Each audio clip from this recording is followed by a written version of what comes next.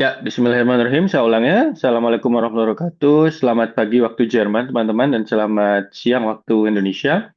Selamat datang kembali di mata kuliah penginderaan jauh lingkungan, khususnya di pertemuan tambahan hari ini, di hari Minggu, tanggal 29 Maret 2026. Saya ucapkan selamat Lebaran terlebih dahulu bagi yang merayakan dan selamat kembali ke Lampung untuk menyongsong pertemuan ketujuh dan pekan-pekan UTS. Di hari ini, di mata kuliah pengendalian jauh lingkungan, di kelas tambahan hari ini kita akan belajar tentang playbook kedua. Playbook kedua ini maksudnya adalah kalau di minggu kelima kemarin, kita menjelaskan atau kita belajar banyak tentang beberapa aplikasi dari penginderaan jauh lingkungan, khususnya di vegetasi, agrikultur, forestry atau kehutanan, serta disasters atau bencana alam, sorry. Nah, di hari ini kita akan belajar sama-sama tentang tiga hal yang lain, yaitu water, air, coastal, pesisir, serta atmosfer ditambah dengan air quality atau atmosfer dan kualitas udara.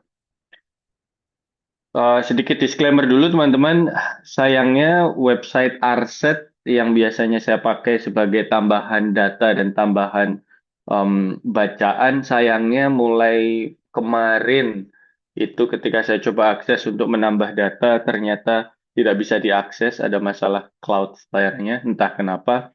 Jadinya ada beberapa materi yang sebetulnya ingin saya tambahkan, tapi tidak bisa karena eh, file-file dari Arset tersebut tidak bisa saya masukkan atau tidak bisa saya akses.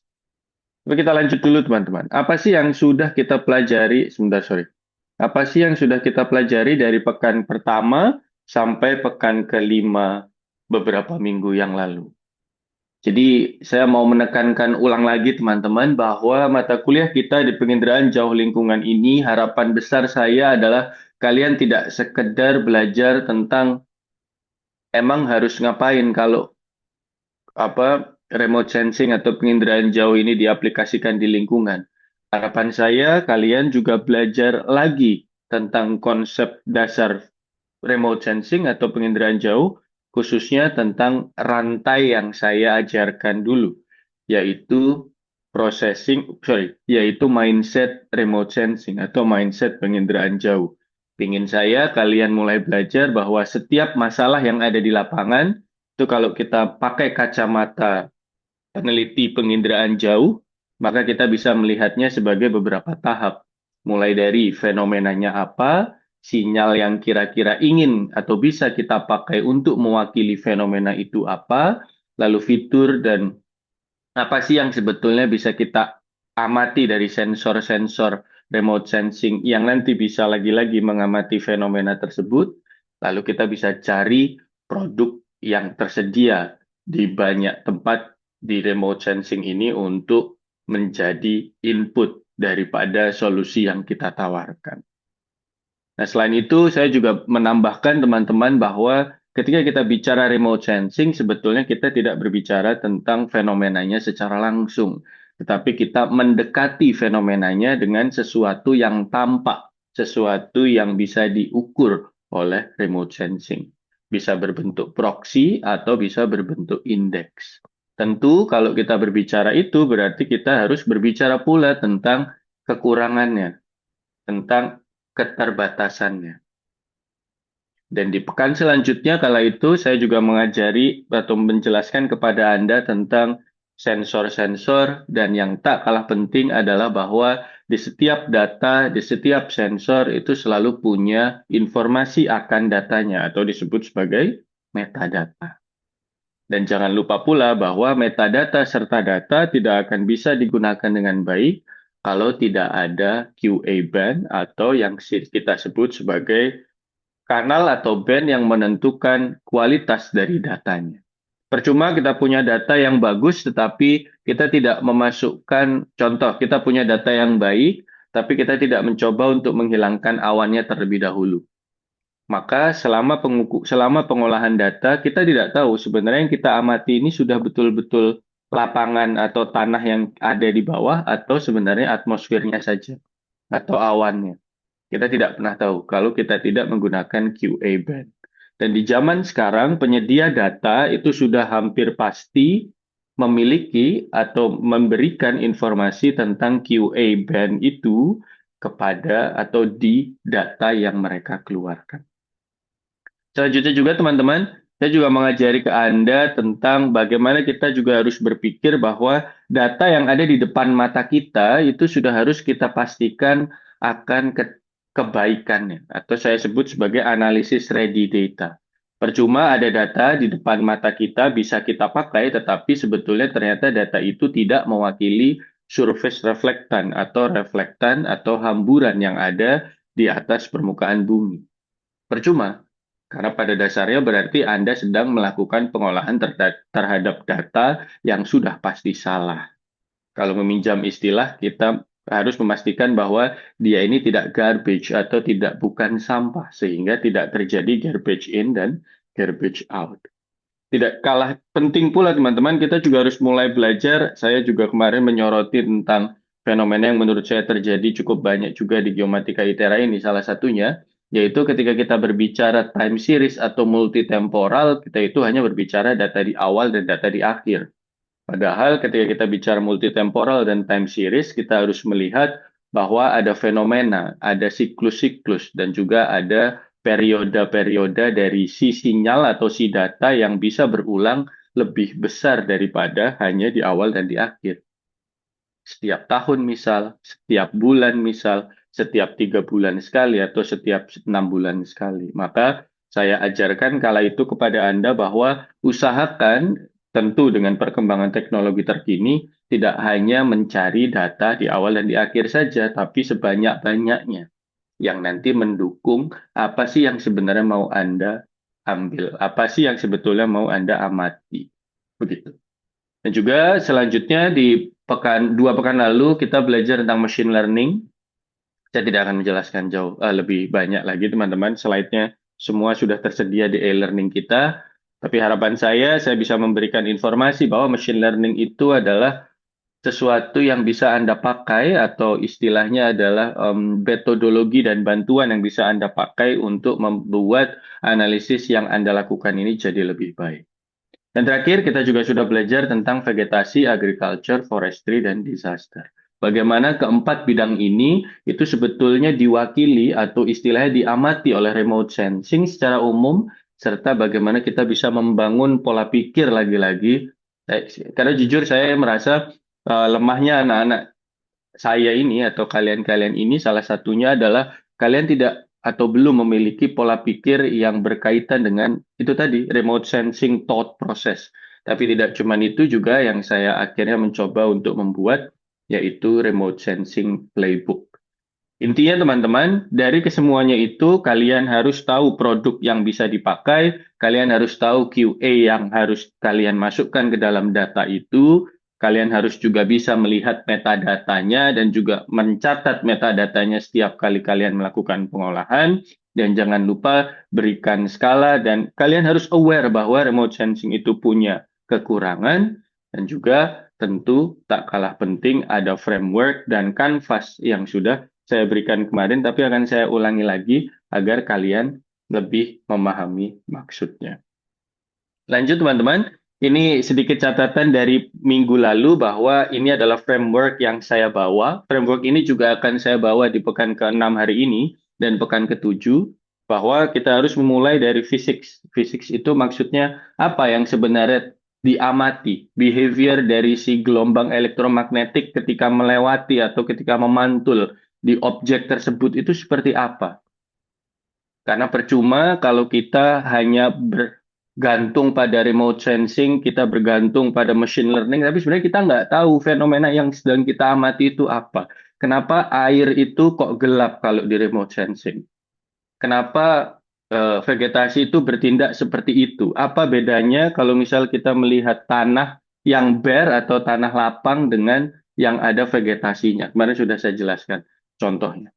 Dari situ kita bisa turunkan data yang mau kita pakai, produk yang mau kita bisa gunakan, lalu jangan lupa sesuaikan dengan QA-nya, lalu kita nanti bisa dekati, oke, dari data ini menggunakan QA ini untuk menyelesaikan fenomena itu atau metode fisik yang kita dapat, indeks apa ya yang bisa kita lakukan, fitur-fitur apa dari remote sensing yang bisa kita pakai. Kemarin sudah saya jelaskan juga.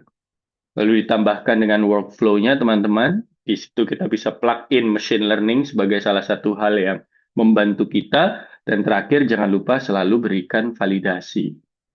Dan kasih batasan atau disclaimer. Jangan sampai Anda merasa ingin merubah dunia, padahal sebetulnya remote sensing itu bukan panacea. Panacea itu bukan obat dari segala obat, begitu ya. Contoh teman-teman, nyatanya dari vegetasi di pekan lalu, kita ingin misal melihat bagaimana perkembangan dari sebuah area, tapi tidak hanya melihat ini vegetasi atau bukan, tapi kalian juga ingin melihat perkembangan, sorry, dari NDVI atau vegetasi bulanannya. Di situ mungkin nanti kalian ingin melihat kapan sebenarnya daerah ini itu mengalami masa panen, kapan daerah ini mengalami masa tanam, dan sebagainya. Jadi kalian menggunakan data di sini contohnya adalah Sentinel-2 atau bisa pakai Lancet yang diaplikasikan QA-nya. Nah, habis itu kalian cari NDVI bulanannya yang sudah dikomposit. Nah, baru setelah itu nanti Anda bisa kaitkan dengan kalender tanam yang Anda dapat dari lapangan. Anda bisa lihat atau Anda bisa bandingkan dengan data curah hujan, yang nantinya nanti bisa Anda dapat sebuah analisis bahwa ternyata di daerah yang sedang Anda teliti, kalender tanamnya itu masa tanam di bulan apa, masa subur atau masa panen di bulan apa, dan sekian, sekian, sekian.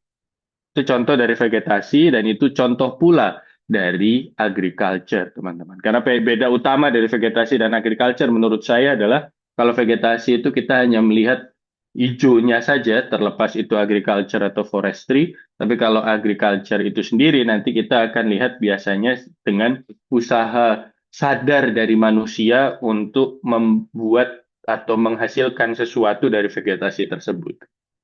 Intinya apa? Kalau vegetasi berarti menggunakan NDVI bulanan itu cukup, tapi kalau agriculture, Anda nanti juga bisa memperlihatkan perubahannya, change dan no change. Jadi tidak cuma melihat dari data bulanannya untuk menentukan kapan waktu tanam dan waktu panennya, tetapi Anda juga bisa melihat perkembangan dari luas sawahnya atau perkembangan dari luas kebunnya. Itu contoh dari playbook pertama, teman-teman.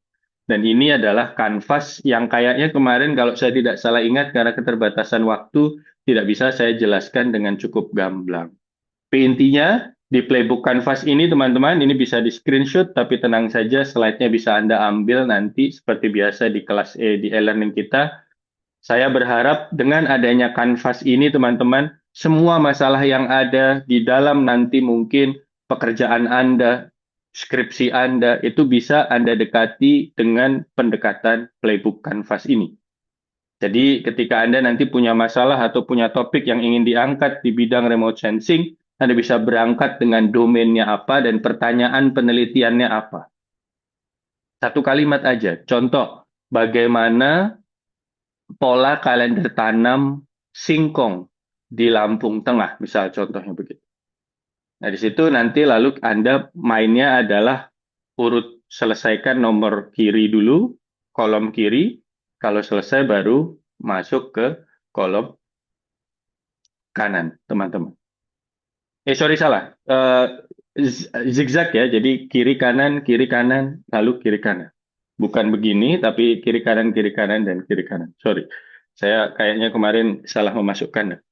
Jadi harus, misal contoh, dari singkong. Anda harus mengetahui singkong ini behavior dan ketika dikenai oleh gelombang elektromagnetik dari citra satelit, dia itu bentuknya gimana. Nah, tapi untuk bisa memahami itu, Anda juga harus paham dulu bagaimana pola perkembangan dari singkongnya, pola pertumbuhan dari singkongnya, waktu tumbuh yang dibutuhkan oleh si singkong itu. Sehingga nanti Anda bisa menentukan data yang pas, Anda bisa menentukan periode yang pas, Anda bisa nanti menentukan resolusi yang pas, Anda nanti bisa menentukan level data yang juga pas. Contoh nyata teman-teman, singkong seingat saya itu tumbuhan yang bisa ditanam dan dipanen dalam waktu maksimal 1 tahun. Berbeda dengan sawit yang membutuhkan waktu 7 sampai 15 tahun. Maka akan sangat aneh ketika meneliti sawit hanya pakai data 1 tahun, Tetapi meneliti singkong hanya pakai data 1 bulan itu juga tidak bisa. Paham ya?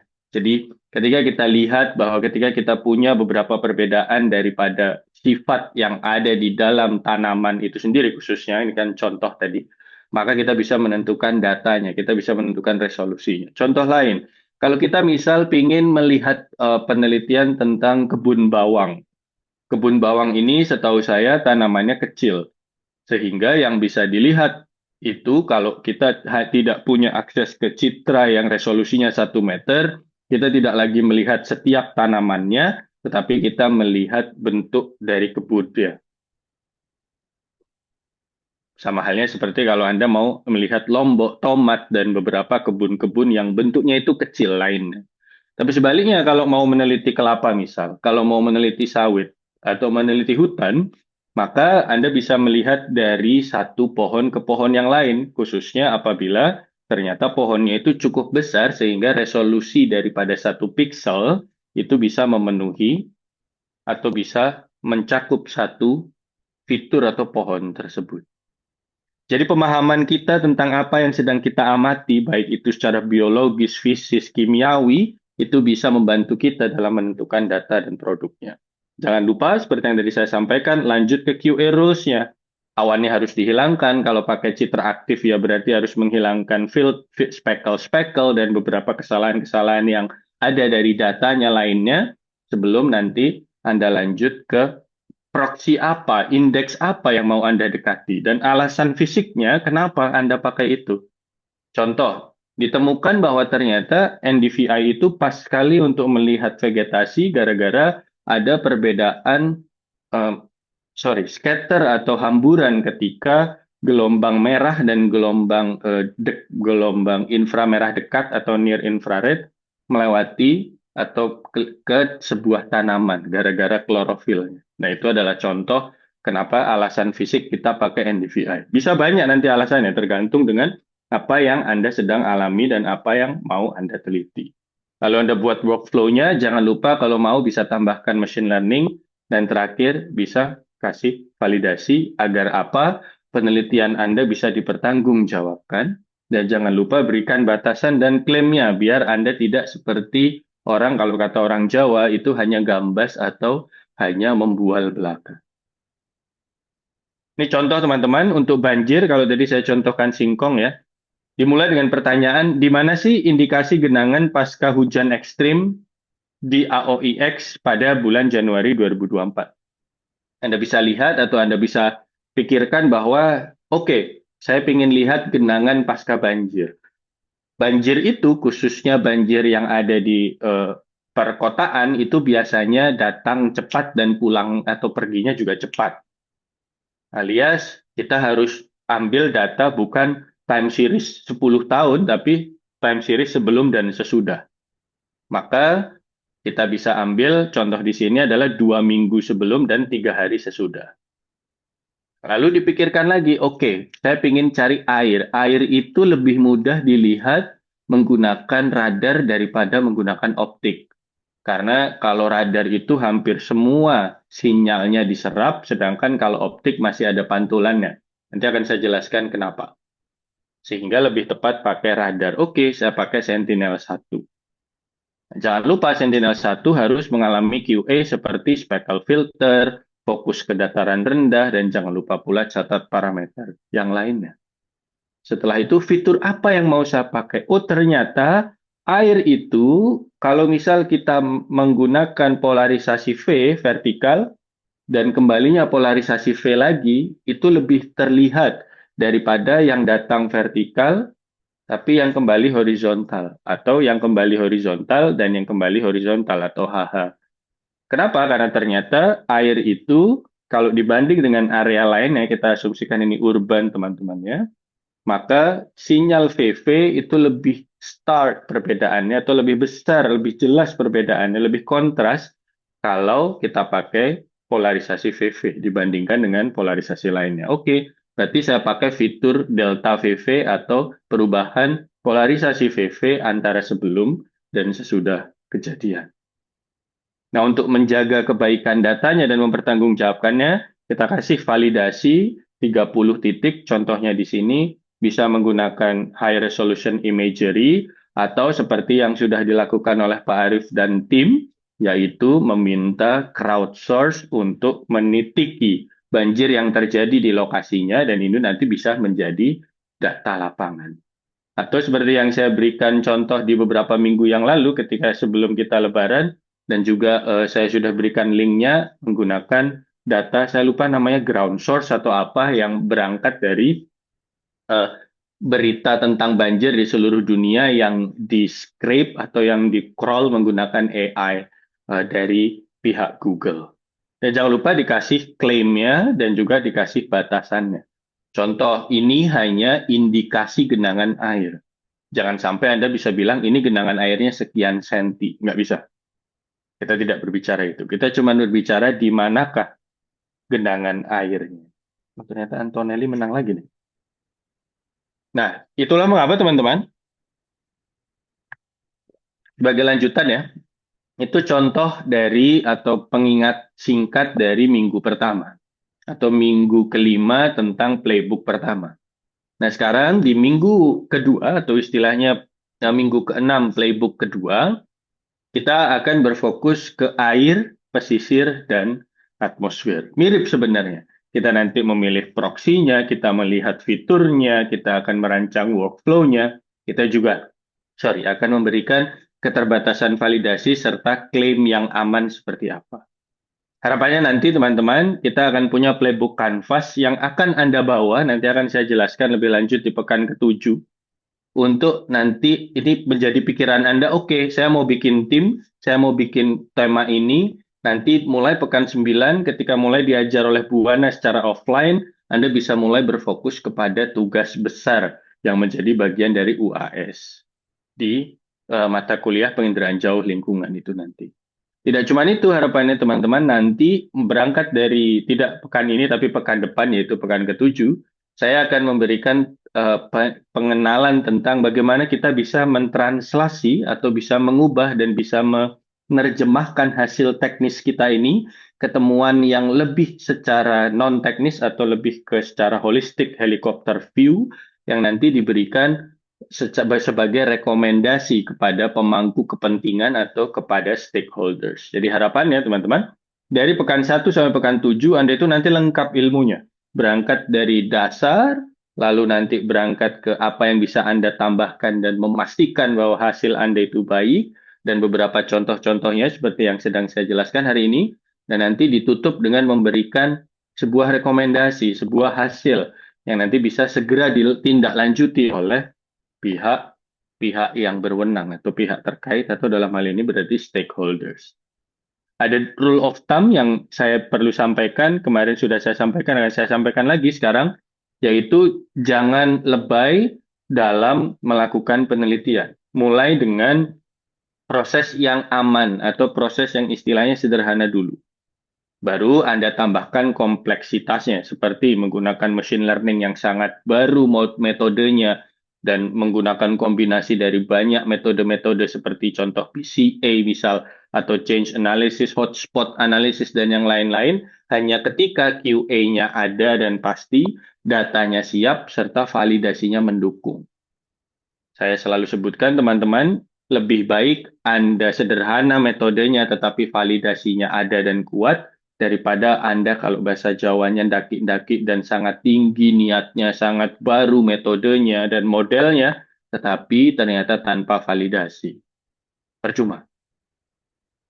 Dan jangan lupa pula kemarin ini sangat teknis sebetulnya di remote sensing itu, ketika kita melakukan titik untuk validasi, kita harus pastikan split yang kita punya itu tidak bias, baik secara spasial maupun secara temporal. Nah, di hari ini teman-teman, playbook 2 saya ingin menambahkan beberapa rule of thumb. Yang pertama adalah ingat, kita menggunakan citra satelit yang intinya tingginya cukup jauh dari, bukan bidang ya, hal yang sedang atau mau kita analisis atau kita amati. Artinya, semakin jauh produk dari variabel lapangan yang ingin diketahui, Anda atau kita itu harus hati-hati dalam proses interpretasinya. Jangan gampang memberikan hasil yang subjektif. Ini sebuah hal yang juga saya pelajari serta saya amati dari cukup banyak skripsi anak-anak kita atau mahasiswa teknik geomatika. Seringkali mereka menggunakan kata-kata yang cukup kuat dalam konteks bersifat konklusif serta bersifat subjektif. Misal, hasilnya sangat besar, itu kan subjektif ya. Lebih baik Anda bilang hasilnya sekian. Baru kalau Anda mau membandingkan dengan penelitian lainnya, kasih angka penelitian lainnya sehingga nanti Anda bisa membuat perbandingan secara relatif lebih besar atau lebih kecil. Ini juga harus hati-hati ya. Jangan sampai Anda dengan mudah memberikan kata-kata hasilnya baik, hasilnya buruk, nilainya tinggi, nilainya rendah. Tidak. Ketika kita bicara kata-kata seperti itu, maka hal minimal yang harus Anda lakukan adalah membandingkan dengan penelitian terkait sebelumnya, agar Anda bisa bilang, oke, besar dibanding penelitian ini. Lebih baik dibanding penelitian itu. Lebih kecil, lebih sempit dibanding penelitian siapa. Jadi selalu harus ada pembandingnya. Otherwise, kalau saya jadi penguji, pembimbingnya, saya akan selalu tekankan bahwa itu tidak baik. Itu bukan sebuah perkataan dari peneliti yang baik. Jangan lupa teman-teman, khususnya untuk air dan atmosfer, kita harus selalu perhatikan bahwa validasi dan cross-check itu sangat penting. Apalagi air dan atmosfer ini menurut saya adalah salah dua dari domain yang saya ajarkan di hari ini, kemarin, dan nanti di pekan depan, yang menurut saya paling susah untuk divalidasi. Karena kenapa? Karena pada dasarnya di air itu kita jarang turun lapangan, apalagi di atmosfer Anda tidak mungkin bisa terbang seperti Gatot Kaca atau Hercules atau Superman kan. Jadinya kita harus hati-hati dalam memvalidasi dan lebih baik memastikan sumber validasinya daripada bilang, oke, ini hasilnya bagus kok, akurasinya tinggi. Tapi sebenarnya di balik layar ada banyak flaw, ada banyak kekurangan daripada hasil atau proses validasi tersebut. Bias lah, data yang sebenarnya nggak ada lah, atau hal-hal yang lain yang mungkin saja bisa terjadi dalam proses validasi.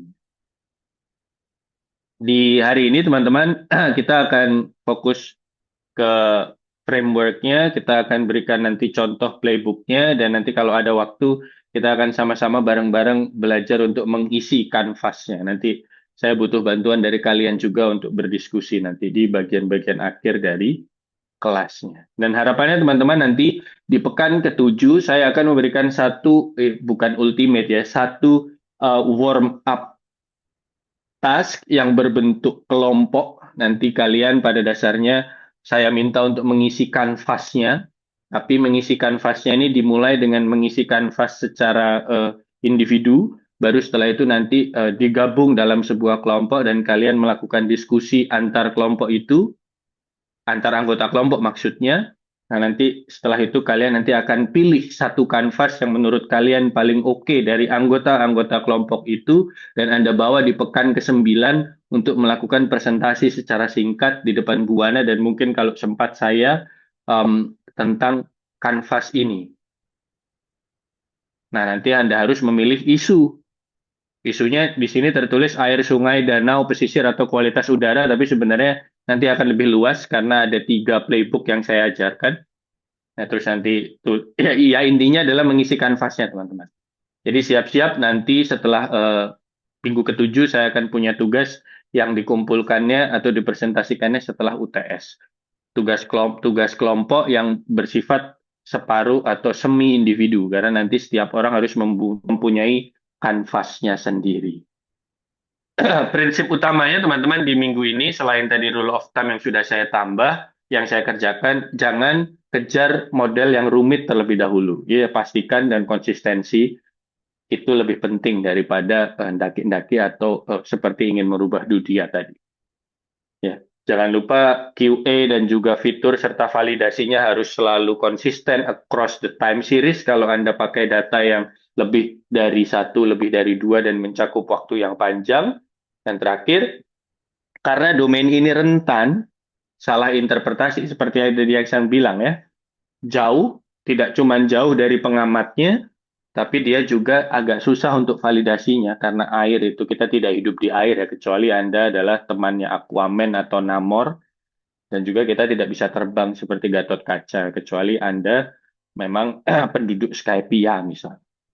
Nah, karena domain ini rentan salah interpretasi, penekanan utamanya adalah batas penggunaan produknya, limitasi, dan juga apa yang bisa kita amati dari produknya itu harus kita jelaskan dan harus kita tanamkan itu ke dalam diri kita, biar kita juga eh, apa istilahnya, humble begitu. Bukan humble ya, bukan istilah yang pas, benar. Tapi kayaknya kalau anak zaman sekarang pas istilahnya. Kita harus humble atau kita harus hati-hati dan kita harus rendah hati dalam menyampaikan hasil kita dan klaim dari apa yang sudah kita lakukan. Ini sudah saya sampaikan minggu lalu, tapi akan saya ulangi lagi teman-teman, bahwa satelit sekarang itu sudah sangat banyak. Mungkin Anda tidak bisa melihat dengan mata kepala kita gitu ya, mata mata telanjang kita, tapi kalau Anda malam-malam menggunakan apa teleskop, kalian akan bisa melihat beberapa satelit, khususnya satelit yang ketinggiannya dekat dengan bumi kita, di ketinggian 800 sampai mungkin 1.500 atau 2.000 kilo di atas permukaan bumi. Salah beberapanya itu adalah yang bisa berwarna merah, yaitu yang bersifat radar, atau yang berwarna kuning yang bersifat optical, atau juga melalui data processingnya. Dan ke semua milestone ini, ke semua perkembangan ini sebetulnya mengerucut pada satu hal teman-teman yang ingin saya sampaikan ke Anda tapi tidak tersampaikan di minggu lalu, bahwa resource kita itu sudah banyak sebagai orang remote sensing. Nggak cuma resource berbentuk data, tapi juga resource dalam konteks platform. Tempat kita mengolah data itu sudah banyak. Dan nanti yang menentukan Anda mengikuti perkembangan zaman dan milestone-milestone ini atau tidak, itu adalah Anda sendiri. Kalau kita hanya belajar tentang konsep yang sudah sangat kuno, obsolete, menggunakan time series yang masih awal dan akhir saja, masih menggunakan citra-citra yang itu-itu saja, masih menggunakan indeks yang itu-itu saja, masih menggunakan metode pengolahan di aplikasi itu-itu saja, tidak mencoba untuk menggunakan cloud, tidak mencoba untuk menggunakan Sentinel Hub, menggunakan Python, dan yang lain-lain, maka saya bisa jamin bahwa hidup Anda hanya begitu-begitu saja sebagai nanti peneliti atau sebagai pengolah citra remote sensing. Ingat teman-teman, resource-nya sudah banyak, platformnya juga sudah beragam. Sekarang yang bisa menentukan Anda nanti kalah sama AI, Anda nanti bisa bersaing secara global atau tidak, adalah Anda sendiri, bukan orang yang lain. Langsung teman-teman, kita masuk lagi, sekedar mengingatkan workflow-nya masih sama, jadi saya tidak ingin bilang bahwa oke, playbook 1 dan playbook 2, pola pikirnya beda, ya enggak, masih sama, mediumnya apa, fisik yang mau kita amati apa, citranya itu bentuknya bagaimana, atau istilahnya gelombang elektromagnetiknya itu ketika dipantulkan oleh medium itu bagaimana sifatnya, masih sama. Lalu kita cari data dan produknya, lalu kita pastikan QA-nya terpenuhi, lalu kita cari fitur yang bisa mewakili daripada apa yang diamati tersebut atau ingin kita amati, kita buat workflow-nya, dan terakhir kita kasih validasi dan berikan klaimnya. Sedikit tambahan teman-teman yang ada di bawah, untuk air dan coastal, ingat medium air atau water itu mengubah sinyal secara kuat. Jadi kalau Anda bermain dengan air, Anda bermain dengan perairan, baik itu di di daratan atau inland water seperti sungai atau danau, ataupun di pesisir, Anda harus ingat kalau main dengan mereka dan menggunakan citra optik itu harus hati-hati. Karena bisa jadi apa yang Anda amati itu berubah secara total dari satu citra ke citra yang lain hanya karena sifat dari medium airnya. Yang kedua, untuk atmosfer, kita itu sebenarnya tidak sedang mengamati permukaannya, ya, tapi mengamati kolom atmosfer tempat atau ketika sebuah gelombang elektromagnetik itu lewat. Nah, ini menurut saya uniknya atmosfer. atau uniknya topik tentang atmosfer. Yaitu kita tidak sedang berpikir, oke, saya mau mengamati tempat sampah di dekat rumah saya misal. Tidak. Tapi saya mau mengamati ketika gelombang itu melewati atmosfer dan nanti dipantulkan oleh tempat sampahnya. Saya tidak mau cari tempat sampahnya, tapi saya mau cari bukan perlakuan ya, bukan kegiatan ya, behavior atau kelakuan bagaimana si sinyal itu lewat dari satelit menuju ke permukaan bumi alias kolom atmosfernya. Jadi mindsetnya agak sedikit berbeda teman-teman. Nanti akan saya jelaskan maksudnya gimana. Tapi tetap seperti yang saya tulis di biru ini teman-teman, salah satu hal yang ingin saya tanamkan ke Anda dan semoga Anda mulai tertanam bahwa seorang geomatikawan itu harus punya pola pikir remote sensing process, yaitu mendekati masalah di lapangan menggunakan proxy atau pendekatan dari data penginderaan jauh. Menggunakan data yang jelas, valid, dan hasilnya bisa dipertanggungjawabkan. Nanti sedikit spoiler, di pekan ketujuh akan saya tambahkan kalimat di belakang ini, tidak cuma bisa dipertanggungjawabkan, tetapi bisa diberikan hasilnya dan ditindaklanjuti oleh pihak terkait, stakeholders maksudnya. Kita lanjut dulu teman-teman. Apa sih sebenarnya yang mau diukur kalau kita bicara air, kalau kita bicara pesisir, kalau kita bicara atmosfer? Kalau di air, kita itu sebenarnya sedang merekam radiansi atau radiance, yang nanti dipengaruhi oleh airnya itu sendiri, dipengaruhi oleh sedimennya, dipengaruhi oleh kedalamannya, dipengaruhi oleh dasar dari si airnya, dan juga dipengaruhi oleh atmosfernya. Artinya teman-teman, kalau di water sama di coast atau di pesisir, nanti ada beberapa contoh yang Anda tangkap itu sebetulnya merupakan kombinasi dari banyak hal. Karena kita tidak lagi bermain dengan satu medium. Kita tidak lagi bermain dengan medium udara saja, tapi udara yang ditambah dengan air dan untuk beberapa kasus ditambah dengan darat yang ada di bawahnya atau dasar airnya juga. Jadi merupakan kombinasi dari beberapa hal. Dan itu membuat pengukuran di air atau coastal juga itu lebih sulit daripada yang lainnya. Beberapa proksi atau pendekatan seperti turbidity itu kekeruhan teman-teman, atau CHLA. CHLA itu klorofil A, itu bukanlah kebenaran langsung, tetapi merupakan pendekatan. Dan kondisi hasilnya itu sangat bergantung dengan perairannya bagaimana. Ini yang saya juga harus tambahkan dan garis bawahi.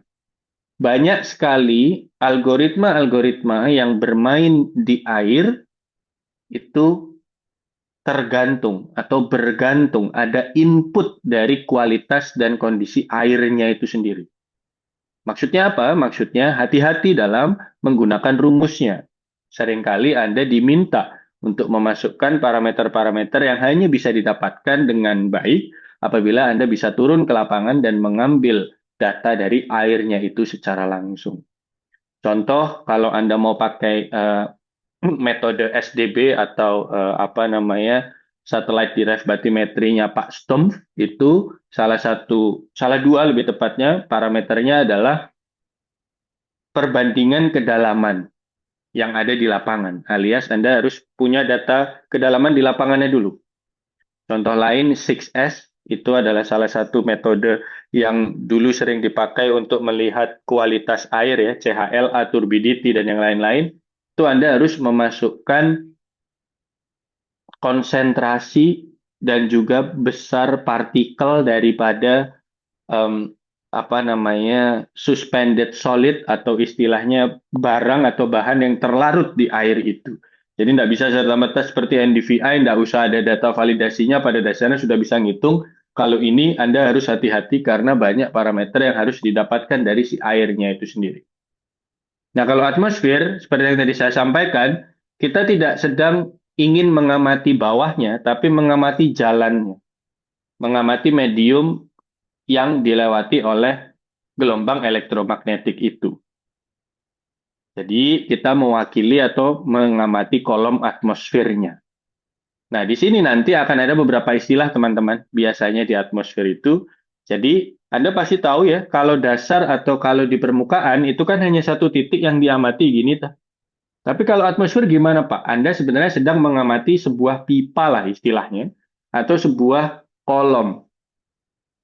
Kolomnya ini bisa kita ibaratkan kotak dengan luas 1 kali 1 meter, alias volumenya nanti ada 1 kali 1 meter dikalikan dengan berapa panjang kolomnya. Biasanya 10 kilo, 15 kilo, 5 kilo, tergantung penelitiannya.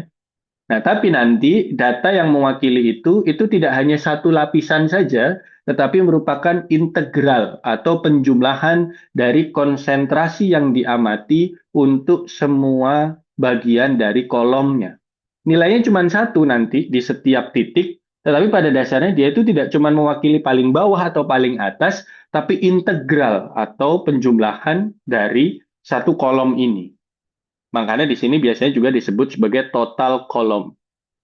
Jadi tidak cuma the upper part of the column on only the bottom part or the middle part or wherever. No, it is essentially the integration or the sum of the whole column atau penjumlahan dari total kolomnya. Nah, ini yang sedikit berbeda juga kalau di atmosfer. Jangan lupa teman-teman, khususnya kalau misal kita bermain dengan permukaan atau yang berhubungan dengan manusia, itu butuh kehati-hatian dan konteks tambahan. Nanti akan saya berikan contoh dari beberapa kehati-hatiannya. Saya ulangi teman-teman ya, kalau air mediumnya banyak harus hati-hati dan banyak metode atau banyak algoritma yang membutuhkan data lapangan sebagai salah satu inputnya. Jadi harus lebih hati-hati. Nah, kalau atmosfer, datanya memang seperti hanya satu titik, tapi itu sebenarnya mewakili kolomnya, mewakili penjumlahan sebesar 10 kilo, integralnya. Integral dari, oke di sini misal contoh ya, di sini konsentrasinya 0,01. Di ketinggian 2 kilo ada konsentrasi 0,02. Di ketinggian 3 kilo ada konsentrasi 0,03. Di ketinggian 10 kilo, misal paling atas ada konsentrasi 0,04. 0,01 tambah 0,02 tambah 0,03 tambah 0,04. Ketika digabung, diintegralkan, disum, dijumlah, total kolomnya konsentrasinya adalah 0,1 mol per meter persegi atau mol per meter kubik bisa. Itu contoh ya, atmosfer selalu begitu. Dan jangan lupa kalau mau menganalisis khususnya yang berhubungan dengan manusia dan kegiatan manusia itu harus hati-hati. Otherwise nanti Anda akan bisa membawa kesimpulan yang salah. Ini sedikit informasi tentang biasanya teman-teman yaitu trade-off temporal versus spasial, apa yang mau diamati versus citra yang bisa Anda ambil atau pakai.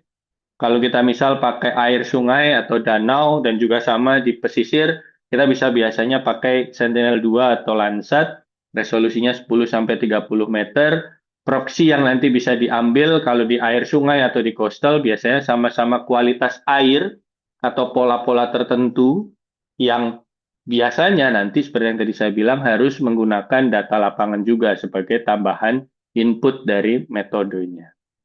Resikonya teman-teman kalau di sungai atau di danau adalah ada awan, ada sedimen yang mengganggu hasilnya, dan juga ada mixed pixel khususnya di bagian pesisir. Nah kalau di bagian pesisir, mixed pixel ini disebut sebagai sesuatu yang disebut sebagai adjacency effect atau efek dari kesebelahan.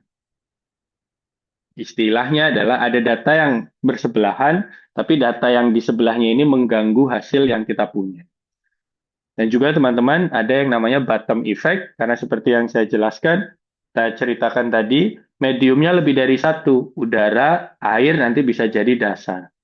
Jadi gabungan ketiganya memiliki behavior yang berbeda-beda, dan ketika nanti digabungkan, maka efeknya akan berbeda antara satu lokasi dengan lokasi yang lain.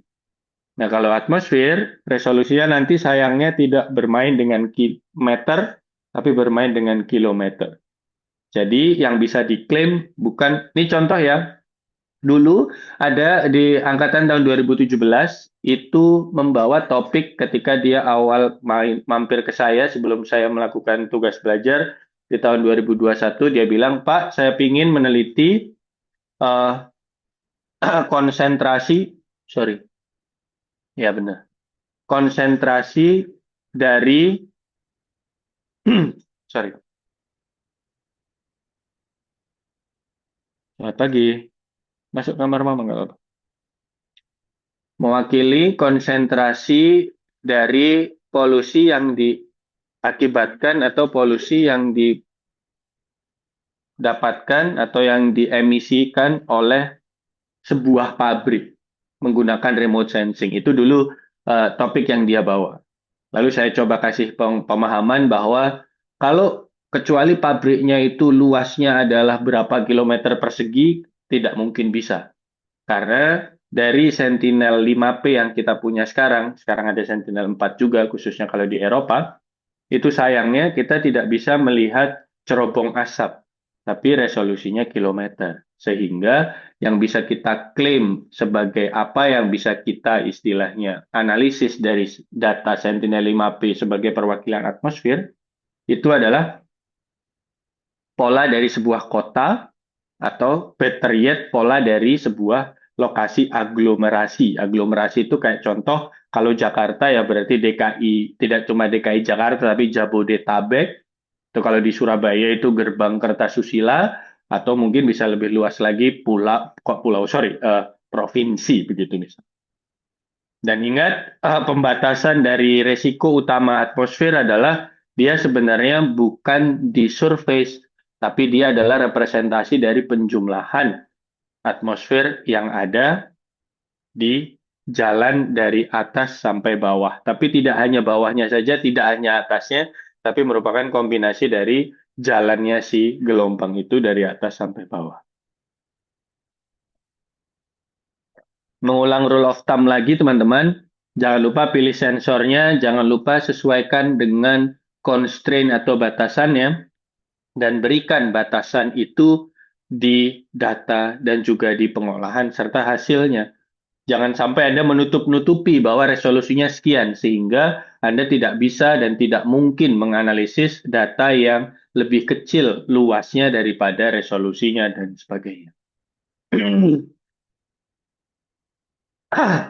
Contoh validasi yang bisa dilakukan teman-teman untuk air dan atmosfer adalah bandingkan dengan data in situ kalau ada.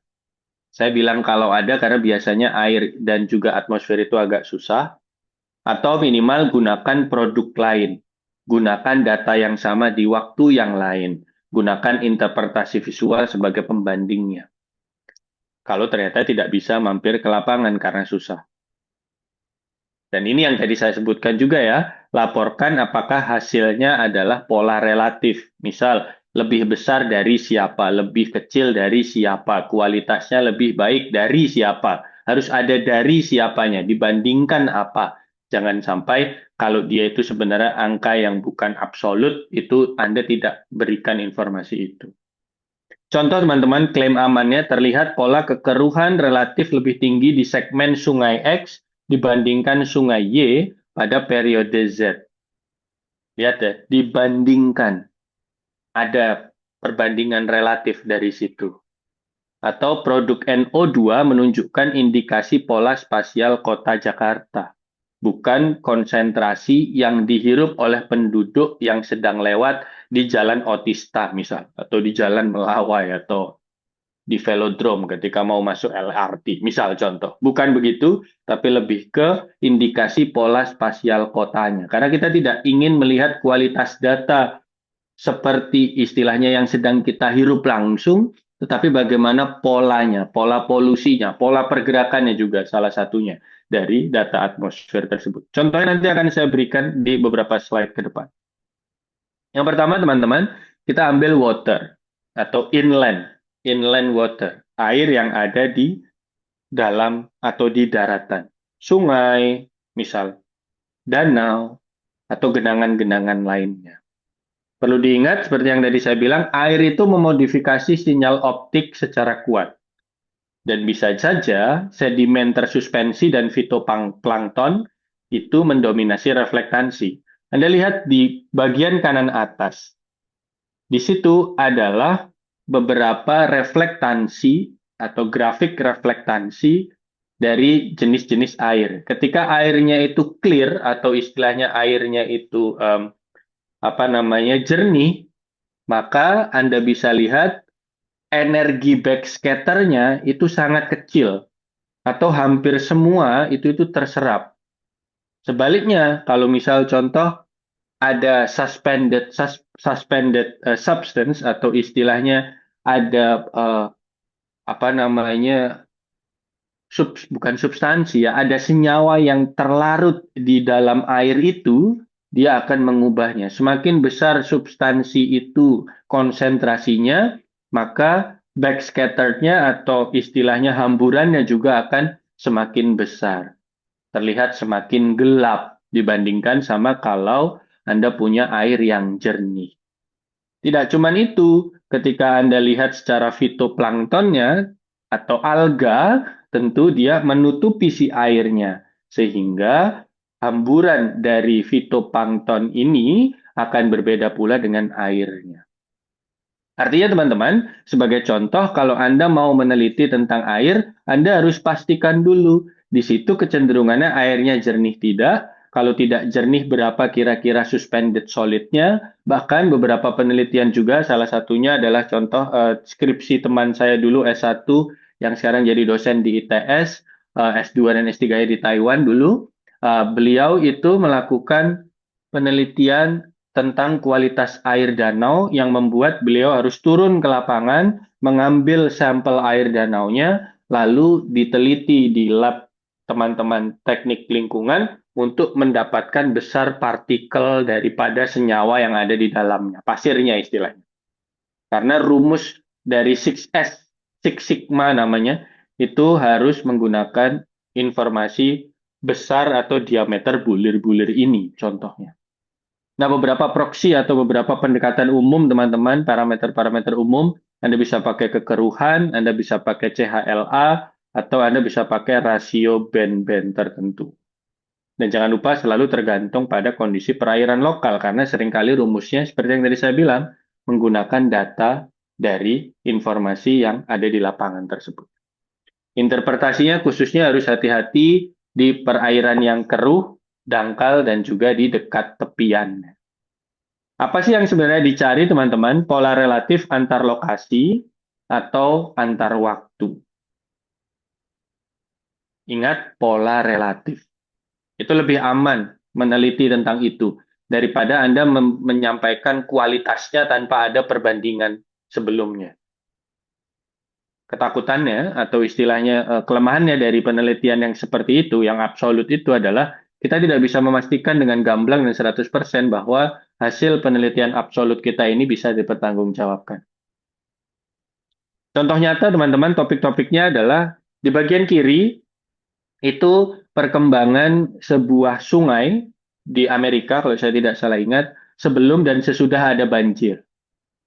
Jadi ketika belum ada banjir, ketika kemarau, ternyata dasnya itu kecil alirannya, tetapi ketika sudah memasuki musim hujan atau musim basah, maka dia membesar dasnya.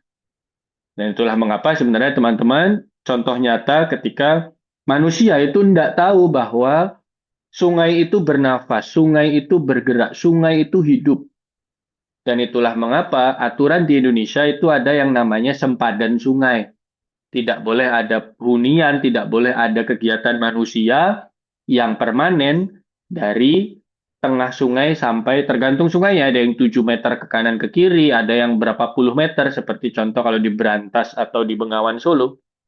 Tapi sayangnya manusia tetap menjadi manusia ya, mereka tidak tahu harus tinggal di mana, akhirnya bikin di dekat sungai.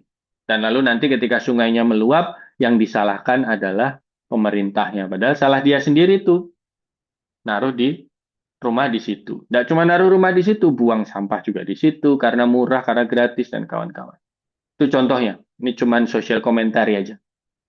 Nah, topik lain yang juga bisa diangkat teman-teman di bagian pojok kanan bawah itu adalah pencarian luas danau.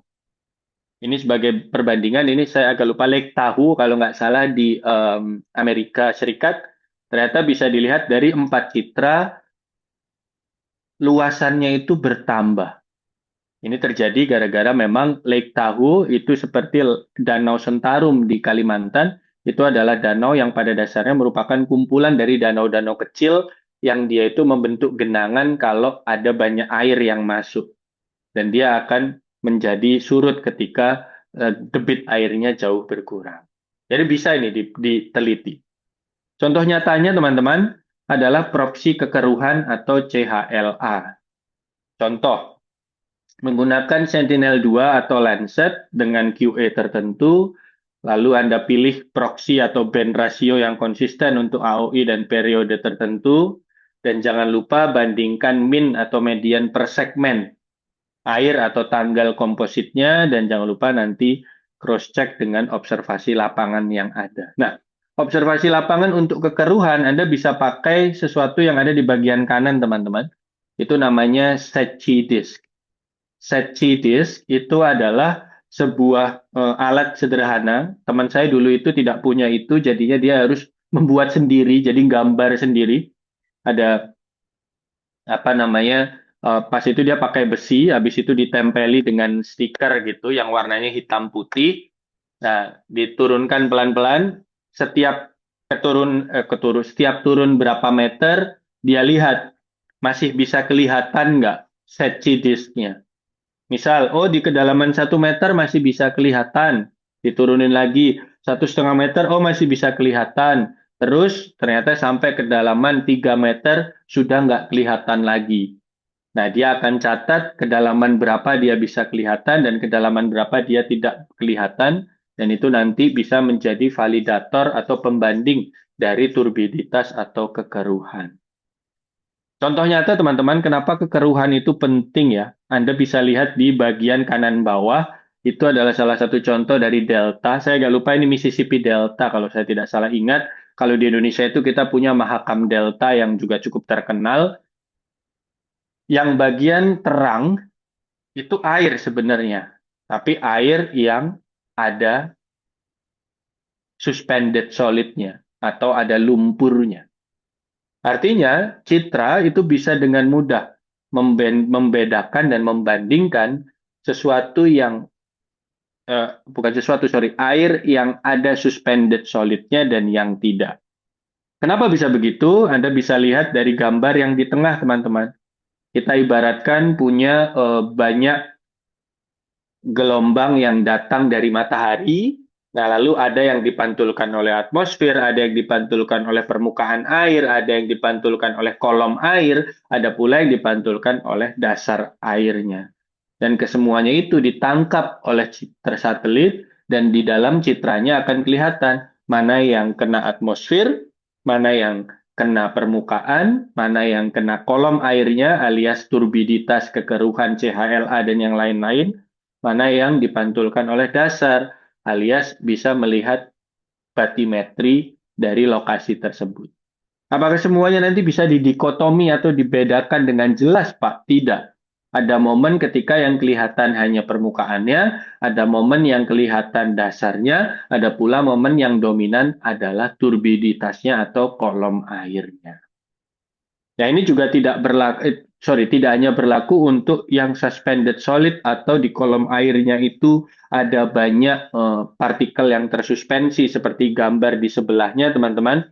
Jadi Anda bisa lihat kalau suspended solidnya itu 0 miligram per liter, maka reflektannya itu akan seperti garis yang paling bawah. Tetapi kalau sudah mulai di yang sampai 500 miligram per liter, Anda bisa lihat bahwa kecenderungannya adalah dia akan besar sekali reflektannya, khususnya di panjang gelombang 700 nanometer dan di 600 nanometer. Ini yang membuat air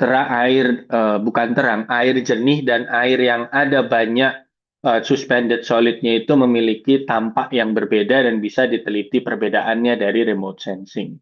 Tidak cuma menggunakan mewakili suspended solid, tapi juga melihat alga atau algae.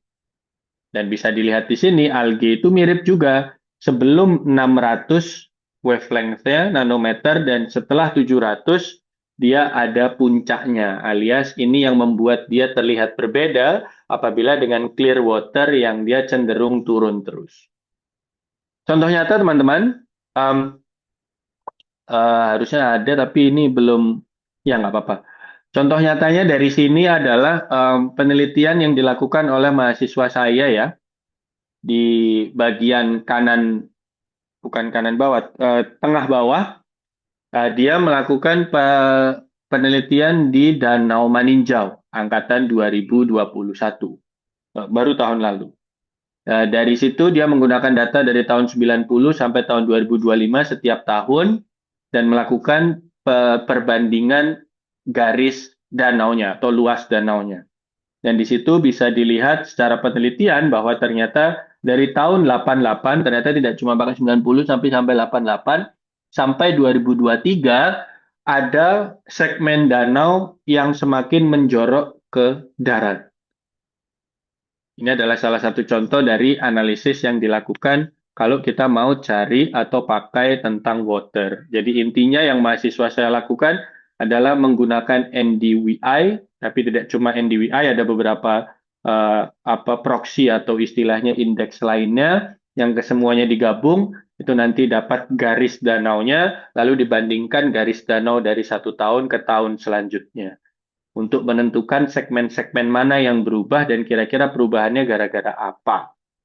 Begitu. Dan ternyata ditemukan mahasiswa saya tidak bisa ke Maninjau dia, tapi bisa melihat dari Google Earth, khususnya adalah dari Google Street View, bahwa ternyata di lokasi ini itu ada memang pengurukan yang terjadi untuk diambil airnya menjadi irigasi. Gitu. Ada buktinya. Penelitian sama saya pasti gitu ya arahnya. Kita harus cari pembuktiannya. Nah, kembali teman-teman, kalau misal kita lanjut itu tadi adalah inland water, kalau ini adalah pesisir. Pesisir tadi yang saya sampaikan ada yang namanya adjacency effect alias tantangan fisik yang tidak cuma mewakili permukaan, tidak hanya mewakili kolom air, tapi juga mewakili dasar. Itu yang namanya adalah efek di perairan dangkal atau bottom effect. Nah, kalau adjacency effect adalah ketika Anda mau cari tentang air, tapi daratnya itu ikut-ikutan atau mempengaruhi. Sinyal darat atau pantai mempengaruhi piksel air di dekat tepinya. Atau juga apabila airnya itu sangat keruh, khususnya di delta-delta atau istilahnya di muara sungai. Nah, implikasi untuk playbook kita, teman-teman, ada 3 hal yang harus kalian perhatikan. Yang pertama, kalau bisa hindari piksel yang dekat garis pantai. Jangan terlalu dekat-dekat istilahnya kalau mau meneliti. Dan yang kedua, pisahkan klaim antara perairan dangkal dengan perairan yang lebih dalam. Jadi maksudnya, kalau Anda mau meneliti, nanti Anda bilang, oke, saya memisahkan bahwa perairan dangkalnya gini, perairan lebih dalamnya begitu. Jadi diklasifikasikan dulu perairan dangkal dan perairan yang lebih dalam, baru nanti diklasifikasi lebih lanjut lagi menggunakan metode tahap selanjutnya untuk nanti penelitiannya atau istilahnya analisisnya berbeda antara yang dangkal dan yang agak dalam itu. Dan jangan lupa pula seperti yang sudah saya jelaskan berkali-kali bahwa hasilnya itu adalah proksi atau pendekatan secara optik bukan pengamatan secara langsung. Contohnya teman-teman, perairan keruh atau perairan dangkal. Ini saya cuma mau menjelaskan saja kenapa kok bottom effect itu penting di bagian pojok kiri. Itu adalah contoh dari sinyal Landsat MSS yang lama, teman-teman. Sekarang kan TM ya. Nah, sinyal Landsat yang lama MSS itu bisa Anda lihat kalau dia bentuknya adalah deep water, maka ada beberapa sinyal yang diserap, yaitu sinyal inframerah dan sinyal merah, tapi sinyal biru dan sinyal green atau sinyal hijau itu dipantulkan, jadi kelihatan. Tapi kalau kena darat, bukan darat, kalau kena dasar, maka nanti yang dipantulkan itu bukan kolom airnya, tetapi yang dipantulkan adalah dasarnya itu sendiri, dan itu akan membuat analisisnya menjadi sedikit lebih complicated. Kenapa? Karena bisa jadi apa yang Anda dapatkan datanya itu tidak lagi mewakili kolom airnya saja, tapi mewakili dasarnya. Contoh nyata teman-teman, ada penelitian dari mahasiswa saya juga angkatan 2021 yang melakukan penelitian tentang perubahan garis pantai di sorry. Kalau yang ini itu dia garis pantai di Teluk Lampung dan pulau-pulau kecil di sekitar Teluk Lampung. Dan dia menemukan bahwa ternyata dari tahun 88 sampai tahun 2024 itu malah terjadi akresi atau penambahan pantai atau penambahan daratan. Yang ternyata kalau Anda bisa lihat dari citra, bukan citra, dari gambar Google Street View, karena dia tidak bisa turun ke lapangan, dia bisa lihat dari tahun 2013 dan 2024 bahwa ternyata penambahan itu ada kaitannya dengan pembangunan dermaga dan jetty dari sebuah perusahaan di lokasi tersebut. Nah, itu hanya bisa dilihat kalau apa Anda pakai data time series dan Anda berhati-hati dalam membandingkan apa data lapangan dan juga data remote sensing-nya. Satu lagi teman-teman, Anda mungkin bisa lihat di gambar yang tengah atas, tengah bawah sorry, yaitu dua citra atau dua tampak daripada sebuah pantai. Dan Anda bisa lihat sebetulnya tampak pantai ini itu juga bisa kelihatan ombak-ombaknya. Dan kebetulan ini adalah sesuatu yang sedang kami teliti ya, tim saya teliti di tahun lalu.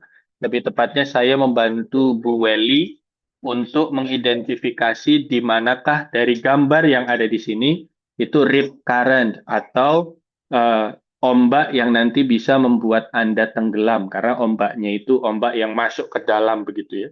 Dan ketika Anda sudah masuk ke rip current itu kecenderungannya adalah Anda akan eh, capek karena tidak bisa lepas dari ombak itu dan akhirnya most of the time menjadi korban meninggal tenggelam. Artinya teman-teman, kalau Anda mau di pesisir, ada banyak yang bisa Anda lakukan seperti tadi garis pantai, seperti tadi melihat rip current. Tapi kebetulan juga kalau di tahun ini ada mahasiswa saya angkatan tahun 2022 yang fokusnya adalah untuk mengukur batimetri dari sebuah lokasi. Ada juga anak angkatan 2021 yang memang tidak menggunakan remote sensing tapi menggunakan foto. Ternyata data fotonya itu bisa melihat terumbu karang. Alias ternyata tidak cuma kolom air yang dipantulkan, tidak cuma permukaan air yang dipantulkan, tidak cuma dasar laut yang dipantulkan, tapi yang memantulkan, sorry, tapi juga ternyata terumbu karang serta lamun yang ada di area tersebut pun juga bisa memantulkan cahaya dan bisa ditangkap oleh remote sensing ataupun fotogrametri. Ingat teman-teman, tiga hal yang harus Anda ingat ketika main di pesisir atau di air. Yang pertama adalah air itu complicated karena yang memantulkan tidak cuma satu tapi bisa banyak. Apalagi kalau di pesisir, jadi harus hati-hati. Adjacency effect tadi, bottom effect juga, dan juga yang tadi saya sudah sampaikan, akan saya sampaikan lagi bahwa lebih baik melakukan penelitian secara relatif, seperti yang sudah dilakukan mahasiswa-mahasiswa saya. Mahasiswa saya nggak tiba-tiba sekonyong-konyong bilang dari 88 sampai 2024 ada tambahan sekian, enggak. Dia melihat tahun-tahunnya dan dia melihat secara relatif dan buktinya dari tahun per tahun itu apa yang sedang terjadi. Oh, ternyata data 88 apa lebih kecil luasannya daripada tahun 2013. 2013 lebih kecil daripada 2014 dan sebagainya. Jadi ada pembandingnya terhadap dibandingkan dengan begitu ya, tidak serta-merta langsung menjadi sebuah kesimpulan. Nah, ini terakhir teman-teman, ada beberapa slide lagi untuk atmosfer atau air quality. Sebenarnya produk apa yang bisa kita pakai dan batasnya apa kalau untuk atmosfer ini? Yang pertama adalah teman-teman seperti yang sudah saya sampaikan produk gas atau aerosol seperti Sentinel-5P itu mewakili kolom atmosfer. Jadi tidak cuma satu titik di bawah, satu titik di atas, satu titik di tengah, tapi integrasi atau penjumlahan dari satu kolom yang utuh ini. Nah, produk ini itu berguna untuk pola spasial regional atau antar kota atau aglomerasi seperti yang tadi saya bilang, untuk melihat tren waktunya, alias tidak cuma satu data, tapi setahun, 2 tahun, 3 tahun, 5 tahun, or whatever, atau identifikasi hotspot secara luas. Maksudnya apa nanti akan saya jelaskan. Dan interpretasinya harus hati-hati. Skala di sini saya sebut besar tuh sebenarnya skalanya kecil ya, alias quarks, kilometer, tidak bermain dengan meter. Dan ingat, kolom atmosfer itu tidak sama dengan kondisi udara yang Anda hirup di bawahnya. Bisa jadi beda. Jadi Anda harus hati-hati dalam menyampaikan itu. Khususnya kalau Anda mau membandingkan kualitas udara dari informasi AQI dengan informasi yang Anda dapatkan dari satelit. Karena bisa jadi berbeda. Apalagi tentang angkanya. Itu harus hati-hati itu. Intinya teman-teman, jangan menulis konsentrasi ini yang dihirup oleh warga di kota Bandar Lampung pada tanggal sekian, enggak. Tapi Anda bisa sampaikan bahwa ini adalah hasil dari kolom daripada atmosfer di lokasi Bandar Lampung pada tanggal sekian sampai tanggal sekian. Contohnya teman-teman, ini adalah data NO2. Jadi ada data NO2 atau nitrogen dioksida dari Sentinel-5P pada waktu tertentu yang sudah diwakili dengan QA filter. Nah, di sini jangan lupa diagregasi atau dijumlahkan waktunya. Bisa bulanan, bisa mingguan, bisa setengah tahunan, dan sebagainya untuk khususnya pola regional. Contoh nyata teman-teman, di bawah kiri itu adalah hasil penelitian saya yang sudah dipublish di conference proceeding dari Geomatika tahun 2024. Itu adalah konsentrasi dari nitrogen dioksida pada bulan Oktober tahun 2023. Bisa dilihat di sini saya kasih titik-titik. Titik-titik itu adalah titik-titik yang sebenarnya mewakili beberapa hotspot atau lokasi-lokasi penting. Ada PLTU Suralaya yang ada di ujung bagian kiri atas seperti di ujung pucuknya itu. Lalu ada beberapa daerah-daerah industri seperti industri Karawang, ada juga industri Tangerang, dan juga ada beberapa daerah-daerah di Jakarta ataupun sebagai pembandingnya Bandung di bagian kanan bawah. Nah, ini adalah salah satu contoh dari kegunaan Sentinel-5P. Anda tidak bisa melihat Jakarta saja. Anda nggak bisa melihat PLTU Suralaya aja. Tapi Anda bisa melihat secara keseluruhan. Dan dari citra ini, di bagian kiri bawah, teman-teman, saya melakukan analisisnya seperti ini. Saya contohkan ya. Bisa dilihat bahwa di sini ada klaster merah yang cukup besar, yang saya duga berasal dari emisi asap yang dilakukan oleh PLTU Suralaya. Selain itu, di daerah sini juga ada emisi yang terlihat besar, yang mana merupakan kombinasi atau agregasi dari banyak sumber, seperti manusia-manusia yang hidup di Jakarta dan melakukan emisi nitrogen dioksida, dan juga perusahaan-perusahaan atau daerah-daerah industri lain. Sebagai pembanding, kalau kita lihat Bandung di sini, itu sangat, ini kayak Bandung ya, atau di bawah sini, saya agak lupa, itu sangat hijau. Relatif dengan siapa? Relatif dengan PLTU Suralaya ataupun daerah DKI Jakarta. Nah, ini adalah contoh dari bagaimana kita bisa menganalisis data Sentinel-5P khususnya dalam konteks polusi udara. Selanjutnya teman-teman, di bagian kanan itu adalah citra Sentinel-5P dan juga citra Himawari. Himawari itu bukan adiknya Shinchan ya. Himawari itu adalah satelit dari Jepang yang tujuannya mirip seperti Sentinel-5P, yaitu mengamati kualitas udara. Tapi Himawari duluan alias Jepang duluan. Nah, bagian kanan ini adalah penelitian dari mahasiswa saya TA angkatan 2017 yang lain yang berfokus ke bagaimana erupsi Gunung Krakatau itu mempengaruhi kualitas udara atau polusi udara khususnya ash atau abunya segera setelah terjadi yang namanya erupsi tersebut. Nah, dari gambar yang ada di tengah, Anda bisa lihat kalau ternyata sehari setelah erupsi, saya agak lupa di tahun 2021 atau di tahun 2020, erupsinya, itu bisa Anda lihat konsentrasi yang membuat warnanya mendekati merah. Tapi bukan yang warna merah tengah ya. Warna merah tengah itu adalah Gunung Anak Krakataunya.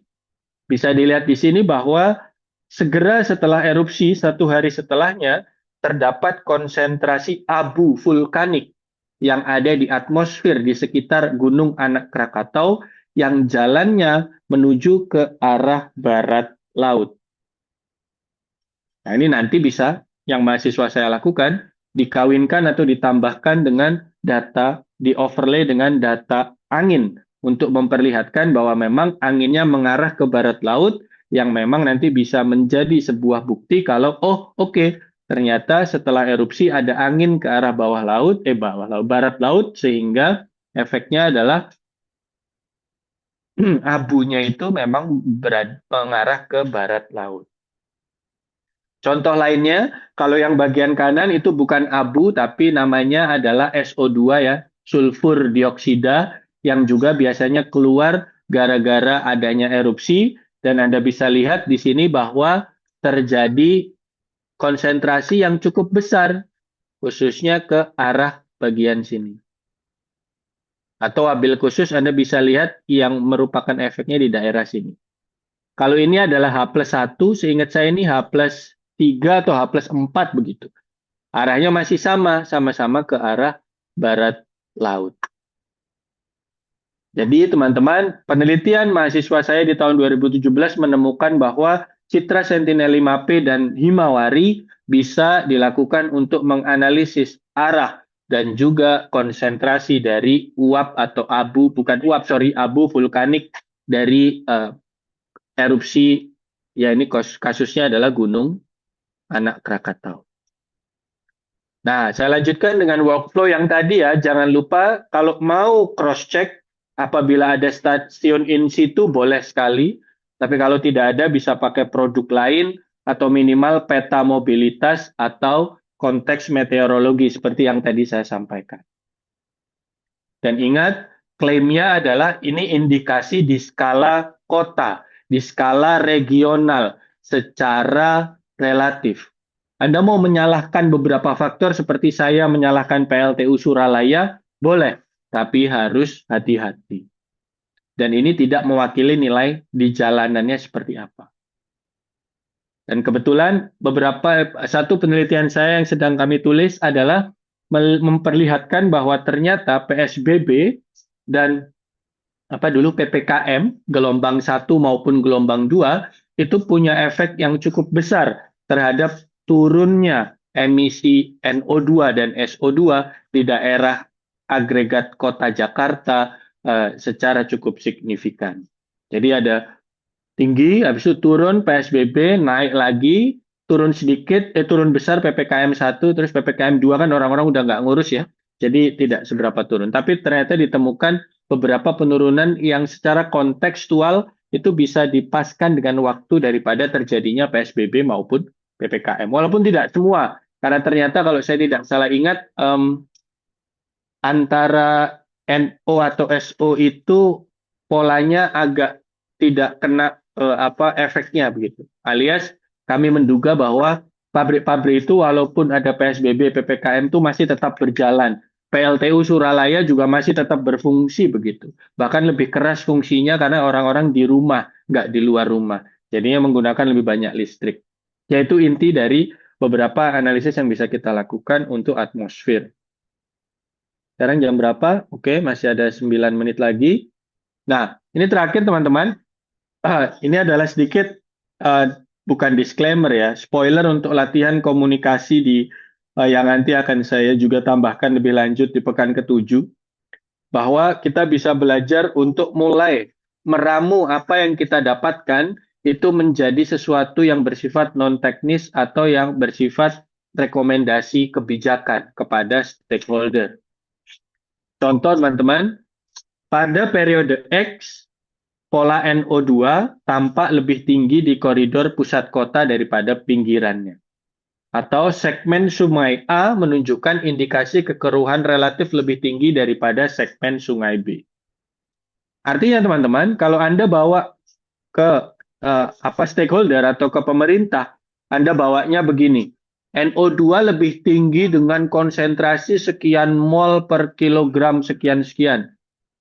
Orang pasti tidak akan dengar ya, khususnya adalah pemerintah-pemerintah yang mungkin bidangnya tidak sama dengan bidang yang sedang kita bicarakan. Tapi kalau Anda bilang begitu, Anda bilang seperti ini, NO2 di koridor pusat kota dibanding pinggiran lebih tinggi, sehingga kita bisa menyarankan di waktu-waktu tertentu koridor pusat kota harus dikurangi jumlah emisi NO2-nya. Bisa pakai 3 in 1 seperti zaman dulu, atau bisa pakai seperti di Singapura namanya ERP ya, Electric Road Pricing. Jadi kalau masuk harus bayar, atau bisa seperti di London itu namanya adalah environmental fee atau apa begitu, yang dia intinya adalah kalau misal ELV kalau saya tidak salah. Di Jerman juga ada beberapa kota yang kalau mobilnya itu zaman dahulu alias emisinya masih buruk itu tidak boleh masuk. Kalau ketahuan masuk nanti bayar mahal dan kawan-kawan. Contoh lain, segmen sungai A lebih keruh daripada segmen sungai B. Sehingga nanti rekomendasinya sungai A harus di-dredging atau harus dikeruk agar nanti tidak terlalu banyak pendangkalan dan membuat suspended solid atau material yang ada di situ itu jadi lebih sedikit. Dan sedikit contoh disclaimer yang harus Anda sampaikan ketika nanti Anda bisa turun ke lapangan dan ngomong ke pemangku kebijakan adalah hasil ini berbasis data satelit yang memerlukan cross-check tambahan untuk nanti mencapai tingkat operasional. Ataupun produk atmosfer ini mewakili kolom udara, bukan mewakili data di titik lapangan, sehingga tidak sama dengan kondisi di jalan. Ini sedikit validasi praktis, teman-teman. Sedikit rumusan singkat saja. Kalau water atau coast itu harus data in situ atau produk lain waktu lain atau bisa menggunakan interpretasi data resolusi tinggi. Contoh, kalau air bisa pakai data pasang surut, kalau ingin membandingkan dengan garis pantai, hujan ataupun besar sedimen yang tadi saya sebutkan. Nah, kalau atmosfer, AQ itu air quality ya, bukan saya ya. Nah, kalau bisa dibandingkan dengan stasiun kualitas udara, dan kalau bisa juga bandingkan antara satu periode dengan periode yang lain, kayak contoh, tadi saya membandingkan bulan Oktober, di penelitian saya membandingkan bulan September, Oktober, November, Desember 2002, dan setelah itu, sampai, dari tahun 2020 sampai 2023 itu setiap bulan saya buat perbandingannya. Dan jangan lupa bisa membandingkan dengan produk meteorologi seperti curah hujan atau seperti yang saya lakukan dengan mahasiswa saya di mana namanya di penelitian yang berkaitan dengan anak Krakatau itu adalah dengan angin. Dan terakhir, jangan lupa nyatakan keterbatasan daripada representasinya itu. Dan ini playbook yang masih sama, teman-teman. Dan saya tutup dengan satu contoh, yaitu dengan air sungai. Pertanyaan dasarnya, dari sebuah sungai, misal contoh sungai Waikanan di Lampung ya, atau Mesuji Sekampung. Segmen mana yang menunjukkan indikasi kekeruhan relatif lebih tinggi daripada yang lain pada musim hujan? Di sini ada kata-kata segmen mana, karena akan sangat kesulitan bagi Anda kalau Anda menggabungkan semua sungai itu menjadi satu. Harus dipisah menjadi beberapa segmen. Nah, setelah Anda tahu beberapa segmen itu, Anda lalu bisa pakai, oke, Sentinel-2 cocok deh. Atau enggak, saya ingin data yang lebih banyak, pakai Landsat. Buat komposit bulanan, jangan lupa dikasih QA-nya, seperti yang sudah kita pelajari. Nanti menggunakan fitur-fitur yang bisa mengambil data kekeruhannya.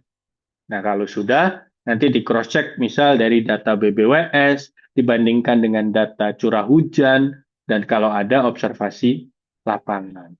Itu adalah contoh dari air sungai. Saya tambahkan satu, teman-teman, biar sekalian, yaitu air quality. Pertanyaannya, bagaimana pola spasial NO2 di kota X pada bulan Y? Produknya bisa pakai Sentinel-5P atau kalau dalam konteks tadi mau cari kualitas udara khususnya setelah erupsi bisa pakai Himawari, nanti pakai data rata-rata kolom NO2. Nah, nanti kalau sudah Anda bisa lihat persebaran secara spasialnya dibandingkan dengan stasiun-stasiun tertentu yang ada di lapangan seperti mungkin dari NAPAS, dari AQI, atau network-network lainnya. lalu bisa lihat pola mobilitas, atau kalau saya menyebutnya di penelitian saya adalah possible source, atau apa namanya, sumber-sumber yang bisa saja merupakan sumber yang mungkin terjadi, bukan terjadi, yang menyebabkan polusi itu. Dan terakhir adalah harus dikasih disclaimer.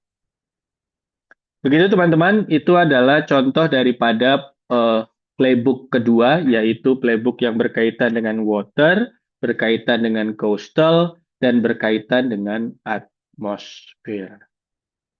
Sekian dari saya tutup dengan ini adalah playbook kanvasnya, dan kalau ada yang mau ditanyakan, bisa disampaikan langsung teman-teman. Terima kasih.